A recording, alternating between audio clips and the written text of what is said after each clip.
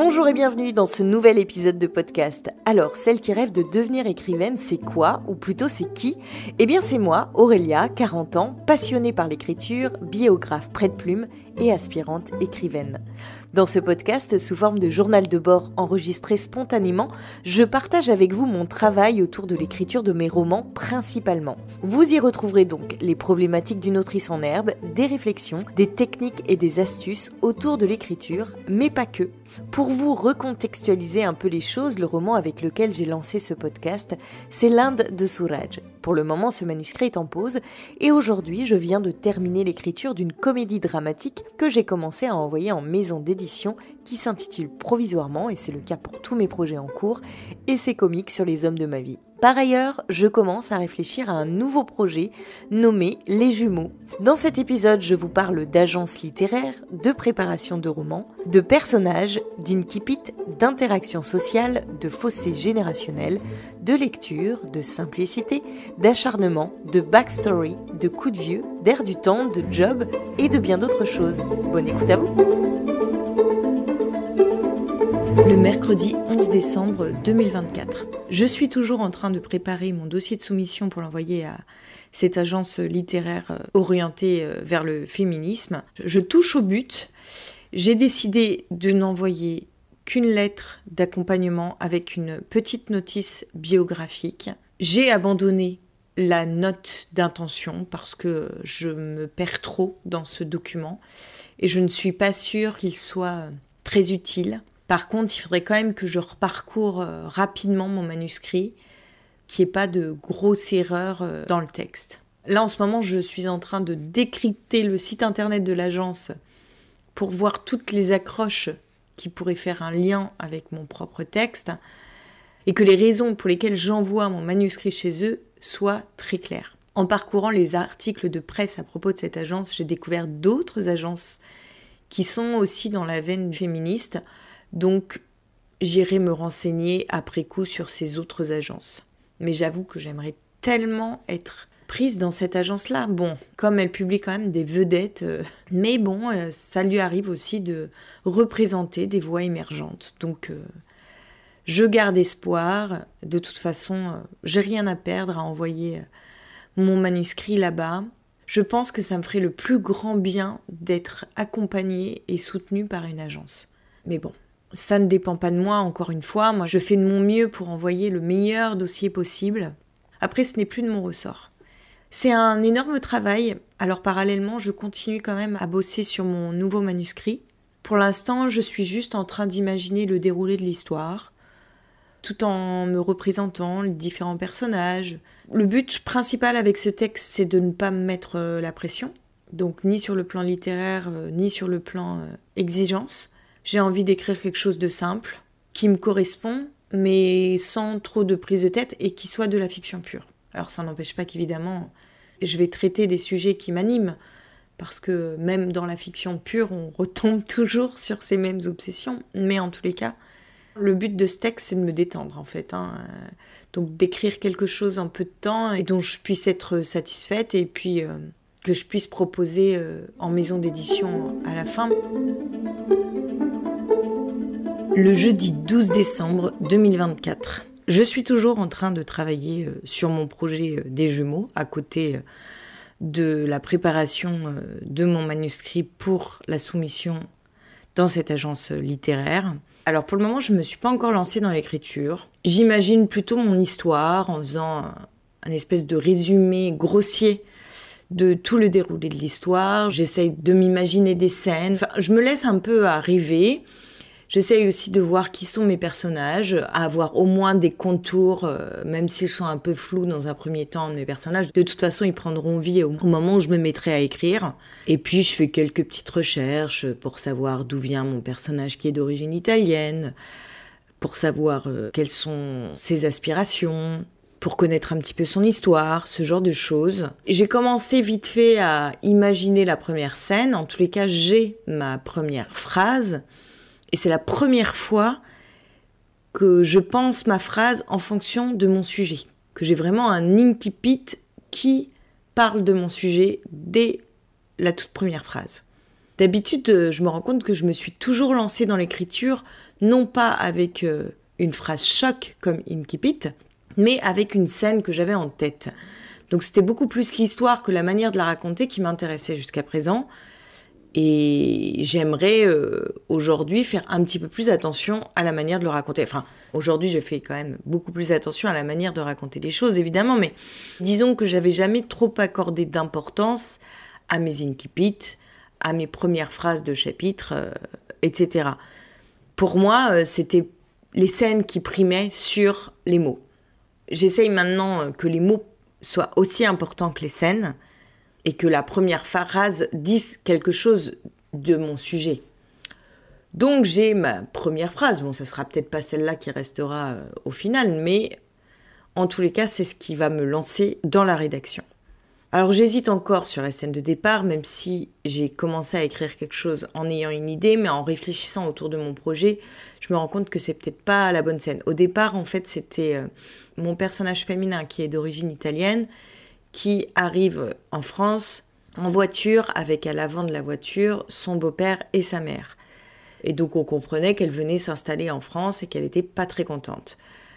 Et en fait je me suis dit que c'était peut-être pas très logique, ça serait plutôt en fait sa mère et son beau-père arriveraient en amont d'elle pour préparer leur installation en France et qu'elle arriverait qu'à la toute fin de l'été, peu de temps avant sa rentrée en terminale en France. Elle arriverait en train, donc la première scène, ce serait plutôt elle toute seule dans le train, qui est dégoûtée de partir faire sa terminale en France et qui en veut à sa mère de l'avoir arrachée à sa vie. Bon, pour l'instant, c'est que des vagues idées, ça peut vraiment clairement évoluer. Là, c'est vraiment des premières ébauches, ça n'arrête pas de changer, mais voilà. Je me suis aussi rendu compte qu'aujourd'hui, si je voulais écrire une histoire avec des jeunes lycéens, j'étais obligée de travailler aussi sur les relations, les interactions sociales via le téléphone et les réseaux sociaux. Et ça me gaffe trop. J'ai pas du tout envie de parler de ce genre d'interaction sociale. Mais en fait, le téléphone portable et les réseaux sont devenus tellement importants dans la vie des jeunes que je peux pas me passer de ça. Et ça, je suis embêtée parce que j'ai pas envie d'aller plus me renseigner sur la manière dont les jeunes utilisent leur téléphone portable.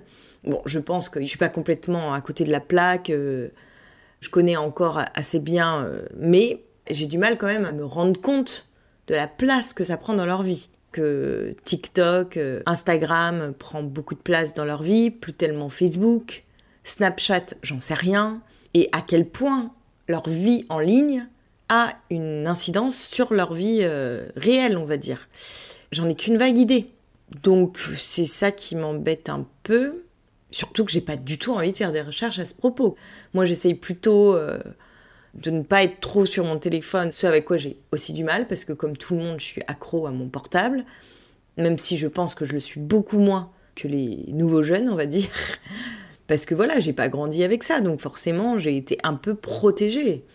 Donc, bon, je vais voir un petit peu ce que je fais de ça. Et la question qui se posait, c'est mais quand est-ce que je m'arrête en fait de tourner un peu autour de mon histoire avant de me lancer dans l'écriture ? Parce qu'en fait, ce travail que je fais en ce moment, il peut ne jamais s'arrêter, hein.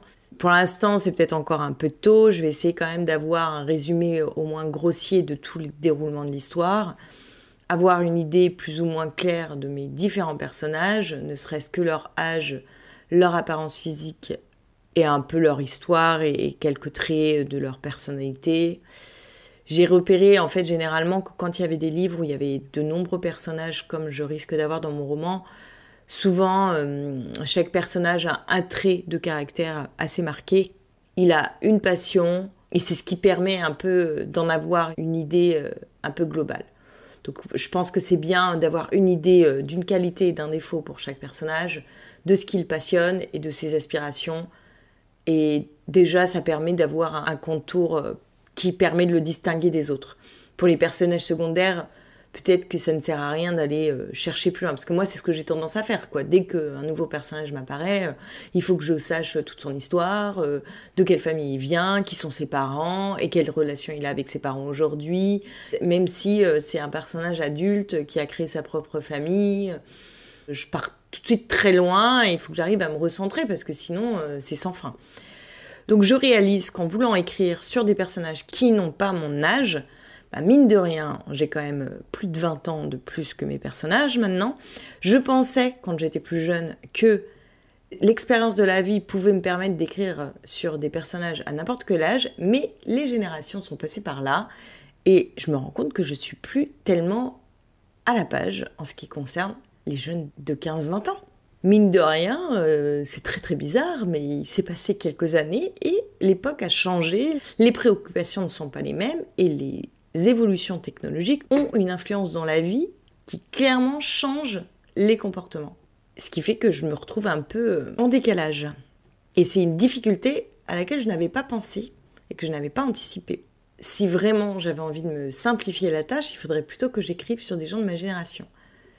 Mais je sais pas, moi j'aime bien les histoires d'ados en fait, je me rends compte. Donc j'ai envie d'écrire une histoire d'ado. C'est un âge que j'apprécie. Enfin, ado, jeune adulte on va dire. Là par exemple, je suis en train de lire une BD. Je vous mettrai les références dans la description de l'épisode parce que j'ai pas les auteurs en tête, mais ça s'appelle Adolesciente. Et ça me permet d'avoir quand même un aperçu assez précis d'aujourd'hui, des adolescents d'aujourd'hui, justement avec cette obsession du téléphone portable, la manière de s'exprimer aussi. Et pareil, quand j'ai lu Esther, c'était la même chose. Donc je pense qu'il faut que je lise plus de livres comme ça pour m'imprégner un peu de l'air du temps, un peu plus que je ne le faisais jusque-là, si j'ai vraiment envie de continuer à écrire dans ce genre-là. Mais voilà, en fait, dès que je veux faire simple, il y a toujours des choses qui viennent complexifier le projet.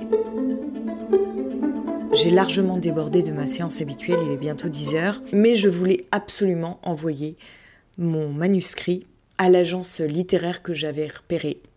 Donc ça m'a pris 1 heure de plus. J'ai finalement envoyé dans cette agence une lettre d'accompagnement où au début je me mets dans la peau de mon personnage et ensuite je reprends ma voix. Ce qui fait que je sors un petit peu des sentiers battus avec cette lettre. Je fais un mix entre ma lettre d'accompagnement à destination de la jeunesse et ma lettre d'accompagnement à destination des maisons adultes. Mais je pense que je vais reprendre cette lettre pour les maisons d'édition adultes. J'ai également envoyé mon manuscrit, une notice biographique parce que j'avais pas mal de points communs avec la personne qui tient cette agence.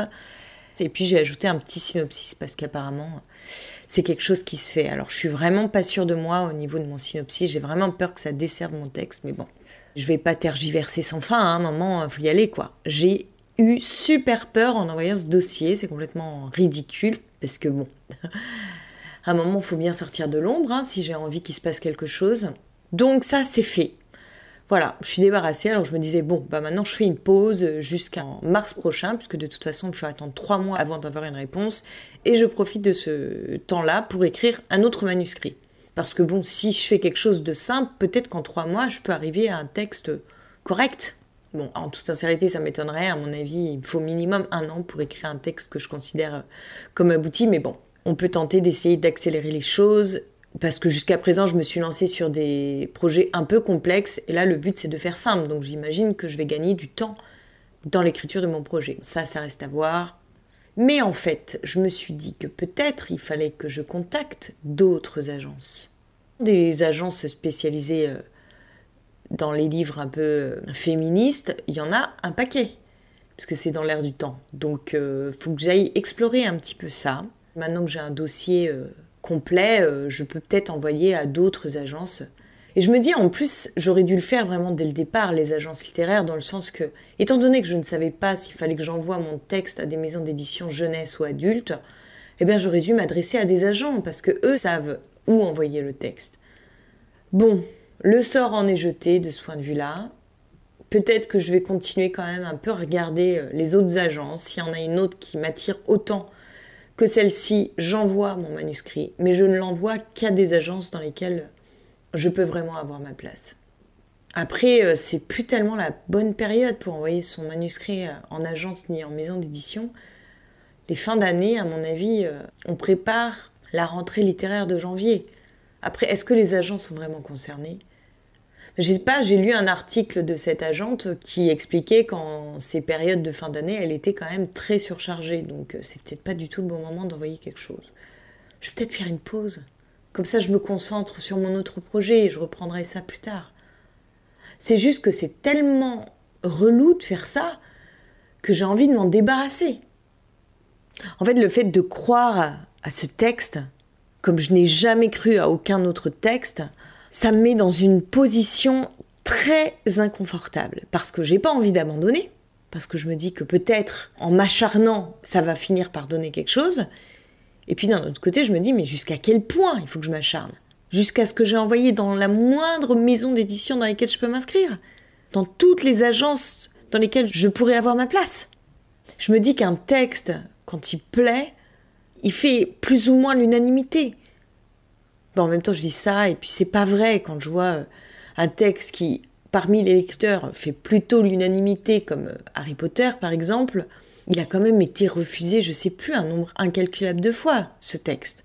Donc bon, il reste de l'espoir.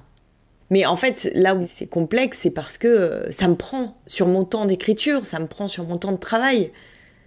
Peut-être pour rien. Alors certes, ça me forme à écrire des bonnes lettres d'accompagnement, à écrire un bon synopsis. Sur tous ces documents-là qui sont complexes à rédiger, bon, bah évidemment, je prends en expérience. Mais bon, une fois que je serai prise quelque part en maison d'édition, je suis pas sûre que ça me serve encore, en fait, tout ce travail que je fais. Ça me gave de dédier tant de temps et d'énergie à une tâche barbante sans voir aucun résultat. Bah, c'est pareil pour moi que de faire de la prospection pour développer mon activité. On lance ses graines et on ne sait pas si ça va pousser. Il y a tellement de paramètres qui ne dépendent plus de nous à ce moment-là que c'est un peu lourd en fait, surtout si ça dure trop longtemps. Mais en même temps, si je baisse les bras, c'est fini définitivement, en tous les cas pour ce texte, donc je peux pas abandonner. Et puis en même temps, je peux pas tout miser là-dessus, il faut que je continue à travailler mon écriture, parce que si ce texte n'est pas publié, j'ai pas envie d'abandonner l'écriture. Ça sera peut-être avec le prochain. Bref, ça m'agace.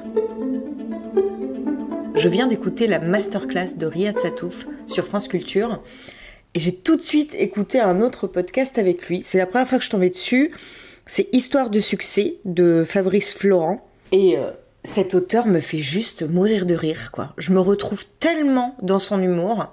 Alors j'ai une envie folle de lire L'Arabe du futur parce que jusqu'à présent je n'ai lu que les Cahiers d'Esther et encore pas tout en entier. Et à chaque fois que je le lis, à chaque fois que je l'écoute, c'est très très évocateur d'une myriade de souvenirs. Et je me dis qu'il faut vraiment que je m'inspire de cet auteur pour travailler l'essai comique. Parce que déjà, il s'inspire de sa vie pour faire ses bandes dessinées. Il a une ironie décapante, et je le trouve très très drôle. Et moi, je suis un peu dans cette lignée-là, en fait. Donc, qu'est-ce qui fait que lui, ses BD ont tellement plu ? Je pense que les Cahiers d'Esther, c'est sur l'histoire d'une ado d'aujourd'hui, qui est plus vraie que nature, mais qui est extrêmement contemporaine. Donc, tout le monde peut se retrouver dans le regard de cette ado, et puis elle porte un regard sur l'actualité. Donc, c'est très contemporain dans ce sens-là. Mais par exemple, L'Arabe du futur, je sais pas en fait ce qui a pu plaire aux gens. Alors sans doute l'humour de Riyad Sattouf. Enfin, il faut que je le lise pour pouvoir en faire l'analyse et essayer de comprendre, pour un petit peu peut-être pousser les curseurs dans mes propres textes pour travailler l'essai comique. Parce que je suis toujours un peu dans ce truc-là de me dire, mais bon, qu'est-ce que je fais de ce texte en fait ? J'ai pas du tout envie d'abandonner ce projet. Est-ce qu'il faut que je reprenne les choses de manière différente pour que ça puisse vraiment toucher un public spécifique ? Ce livre n'est pas un livre unique et tout seul dans son coin. C'est un livre que j'avais envie d'inscrire dans une série. Donc déjà, si ce livre 1 ne trouve de place nulle part, j'aurai le même problème avec les livres suivants. Donc je ne peux pas en rester là. Il va falloir que je trouve une autre manière d'amener les choses pour que ça puisse parler au plus grand nombre. Après, je vais peut-être pas aussi trouver l'éditeur qui croyait en moi. Là, je viens d'apprendre que l'éditeur de Riyad Sattouf, c'est lui qui est venu le chercher pour lui demander si, en montant sa maison d'édition, Riyad Sattouf était d'accord pour être publié chez lui. Donc le rapport n'est pas du tout le même. C'est Guillaume Allary qui croyait vraiment en cet auteur et qui a été le chercher. Maintenant, si on inverse les rapports de force, que c'est moi qui vais chercher un éditeur, c'est pas la même chose, quoi. Je pense que aussi le fait d'attendre tant de reconnaissance comme ça permet aussi de compenser la solitude de l'écriture. Si je savais qu'il y avait quelqu'un qui croyait en moi par ailleurs, je pense que ça serait plus simple d'écrire. Enfin, c'est ce que j'imagine, peut-être pas. Je sais pas, je me rends pas compte. En fait, ce qui me plaît beaucoup chez Riyad Sattouf, c'est qu'il a énormément d'humour et énormément d'ironie. Ce qui fait qu'il rit beaucoup de lui. Il ironise énormément sur sa mégalomanie, sur son égocentrisme, sur son ego surdimensionné. Pourquoi est-ce qu'il a fait ses études au Gobelin? C'est parce qu'il croyait que dans cette école, une fois qu'on en sortait, on allait travailler chez Spielberg. Qu'il avait qu'une envie, c'est qu'on le repère pour faire le prochain Alien ou la guerre des étoiles. Enfin, en fait, il avait des grands rêves démesurés dont il rit aujourd'hui. Et est-ce qu'on n'est pas tous un peu comme ça? Alors peut-être certains plus que d'autres, peut-être que les grands rêveurs sont peut-être un peu plus dans cette lignée-là, mais quelque part, moi je me retrouve beaucoup dans tout ce qu'il dit. C'est super évocateur d'un parcours d'inspirant auteur, quoi. Alors est-ce que c'est plus facile d'ironiser comme ça sur son parcours quand on a eu le succès qu'on lui connaît? Peut-être. Et en même temps, ce qui est très agréable aussi en l'écoutant, c'est que il est humble. Il est pas pédant du tout, quoi. Le vendredi 13 décembre 2024. Je suis toujours sur mon histoire des jumeaux. Je viens d'avoir une super idée aujourd'hui. Parce que, en fait, quand j'ai relu mes anciennes versions de cette histoire, c'était complètement autre chose. Et je me suis dit que ça pouvait être une backstory hyper intéressante, cette ancienne version. Et je crois que j'ai bien envie de l'utiliser comme telle. Ça créerait un espèce de mystère. Parce que ce que j'ai remarqué, les livres qui marchent bien sur le plan intrigue, c'est quand il s'est passé quelque chose dans le passé des personnages et qu'on se demande ce que c'est. Tout de suite, ça crée une profondeur immense qui met de l'enjeu et de l'intrigue. Et donc, du coup, j'ai plus à choisir la version que je préfère, je peux utiliser les deux. Alors, c'est sûr qu'il va falloir que je fasse le deuil sur certains points, mais ça me semble faisable. Donc là, je suis très très contente, mais ce qui me perturbe à fond avec cette histoire, c'est que c'est une histoire que j'avais commencé à écrire quand j'avais une vingtaine d'années, voire un peu moins. Donc, à l'époque, j'avais le même âge que les personnages. Et là, je réalise le décalage qu'il y a entre moi, 40 ans, et des jeunes de 16-17 ans. C'est en fait un autre monde. Et je me rendais pas compte du fossé. Je sais pas quelle est la musique qu'ils écoutent, je sais pas comment ils gèrent les réseaux sociaux, je sais pas quelles sont leurs préoccupations premières. Alors j'ai des indices, donc j'arrive un peu à percevoir les préoccupations de l'époque chez les jeunes, quoi. Mais en fait, c'est là que je sens le fossé des générations. Oh, ça me fait un choc de le réaliser. Et en fait, ce qui est trop bizarre aussi, c'est que maintenant, les parents de ces jeunes, c'est des gens qui ont mon âge. Et les grands-parents, c'est des gens qui ont l'âge de mes parents.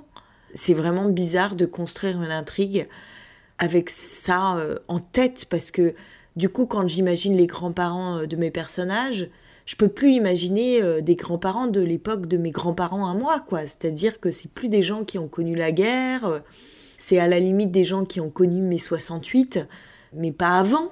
Donc c'est très très perturbant.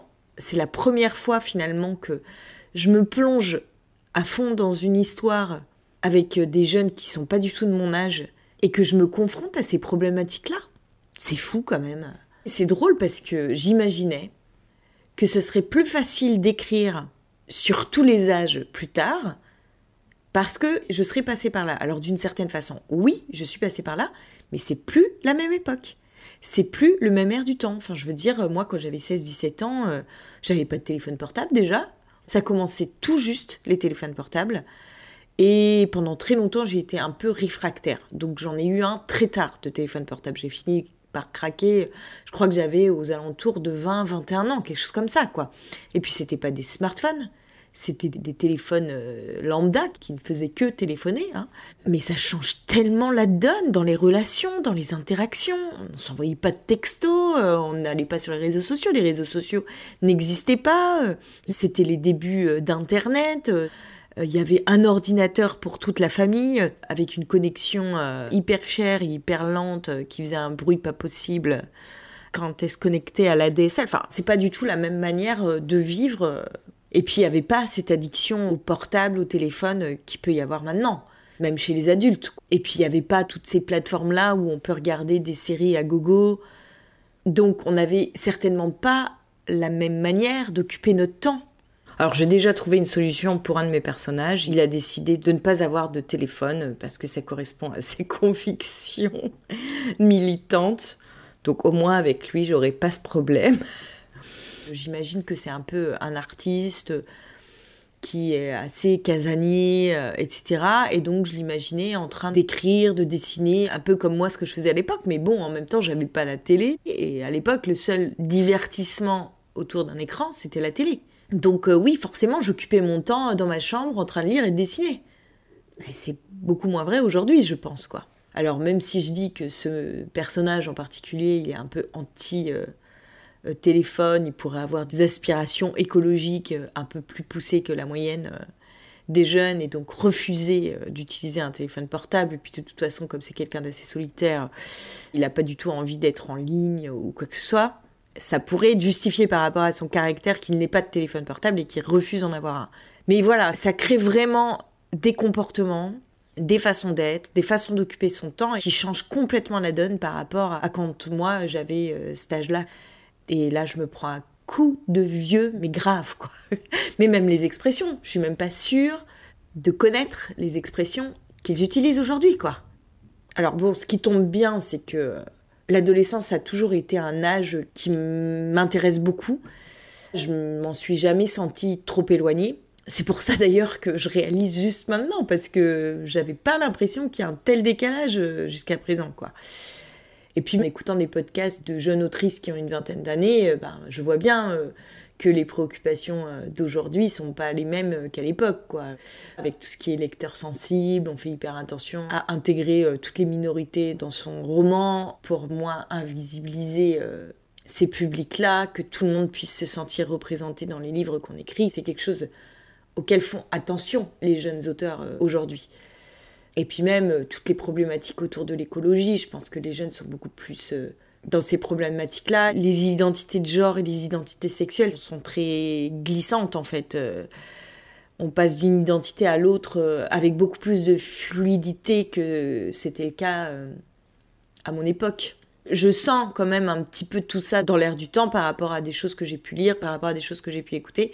Mais je pense qu'il va falloir quand même que je me plonge dans la vie secrète des jeunes, comme dirait Riyad Sattouf. Et d'ailleurs, je pense que ça va faire partie des BD qu'il faut absolument que je lise ces prochains temps. Déjà, je prépare un questionnaire que je veux poser aux jeunes de mon entourage par rapport à leur année de terminale, pour avoir une vision un peu plus claire de ce qui se passe quand on est en terminale, quel est le programme scolaire, quelles sont les matières qu'ils étudient, comment ça s'organise, etc. Et puis même leur façon de parler aussi, voir un peu plus comment ils s'expriment. Limite, je me dis, ça serait pas mal de trouver un boulot de pionne dans un lycée pour être immergé dans un lieu où pourraient être mes personnages. Ça, c'est une idée d'ailleurs que j'ai depuis quelques temps, c'est de me trouver des jobs qui sont dans les univers dans lesquels je veux que mon histoire se passe. Comme ça, ça me permet, en même temps que je gagne ma vie, de faire mes recherches pour mes romans et ça me permet aussi de donner du sens à mon travail, si c'est pour mes romans. Alors ça, c'est au cas où mon activité de biographe se casse la figure ou que je n'arrive pas à développer cette activité à temps plein. Donc je garde ça dans un petit coin de ma tête, ça peut être une solution. C'est tout pour aujourd'hui. Si vous avez aimé cet épisode, n'hésitez pas à le partager autour de vous et à laisser un commentaire et des étoiles sur les plateformes qui le permettent. Vous pouvez également me le dire et m'envoyer un message via Instagram @AurélieHorner. Et si vous souhaitez plus d'informations sur la biographie, rendez-vous sur mon site internet racontez-vous.com avec un tiret entre le raconter et le vous. Toutes les références sont dans la description de l'épisode. Dans tous les cas, j'espère vous retrouver dès la semaine prochaine, même jour, même lieu, même heure, vendredi à 18h, sur votre plateforme préférée. Un grand merci pour votre écoute, bonne semaine à vous et à bientôt.